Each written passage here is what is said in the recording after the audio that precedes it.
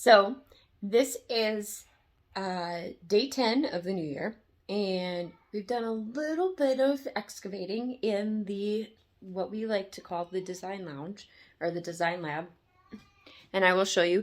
This is probably the cleanest this table has ever been. I'm going to show you a little tool that I keep around for quick cleanup just to get the last bits off. But I don't think I've ever seen it completely cleared off except for maybe twice. And we kept the laptop and the computer still on there because they're actively doing things. But the other thing that we cleared out today, for the most part, was the closet. We have two closets in this design lab. And this one's kind of a catch-all closet. We're going to keep the pegboard up. I'm going to refigure how that goes. But it's a nice regular size closet that we've been recently putting our rolling carts in, but we are going to reevaluate and play around with some storage. So one of the things that I always make sure I have in my crafting space is a dustpan and a broom. I learned this working in a workshop. It is the fastest way to clean up flat surfaces, even if you have stuff still on it. I got this one from IKEA really on the cheap, but it's really great. So I'm just going to clean this up real quick so I can start putting stuff back together.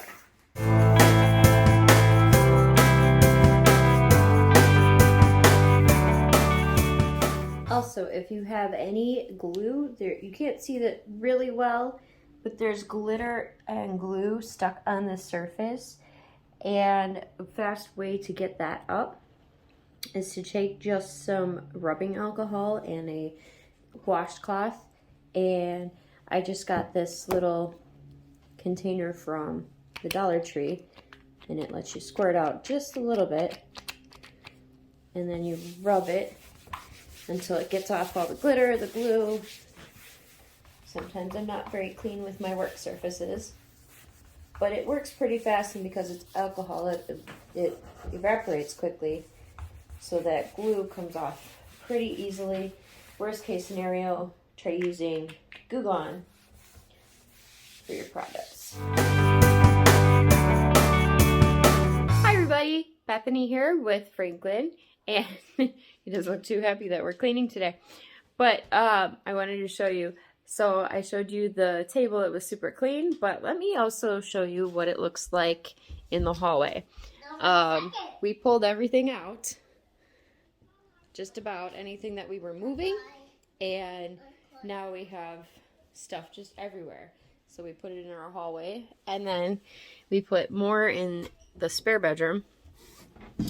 That may be our crafting overflow room when we have finished products, but for right now, this is what it looks like. There's basically product carts, just a bunch of things everywhere we could possibly put stuff. So my philosophy though is anytime you are organizing or changing something around, fixing something even, you have to make a mess. That's just part of how it goes. So don't ever be overwhelmed by the mess you see, because that means there's progress. There's something happening. Now, if the mess stays there and you're not touching it for weeks, months, years, which I have family who sometimes does that, then that's a problem. But if you are actively attacking it, approaching it regularly, then it's all okay. So we are at the end of week 1 of Operation Organize. And some of it's going really well. Others, it's taking a little bit of time. So my tip for week 1 is to organize, meaning find everything that's of a like material, a like style. If you are selling your products, putting all of your products, like all of your drinkware together, all of your trinkets together. So, and so that when you go to pull them off the shelf from your inventory, they're all very closely together. Kind of figure out your flow. It's going to take some practice, some rearranging, especially if you don't have a set system already in place for your organizing drawers and shelving. But I will show you, let me flip the camera around. This is what so far our closet looks like. So we have a pile of shirts and onesies that will need to get organized and we'll have to find a new home on shelves. This shelf we used to put old stands and things for our boutique shows on, and now they're going to get repurposed.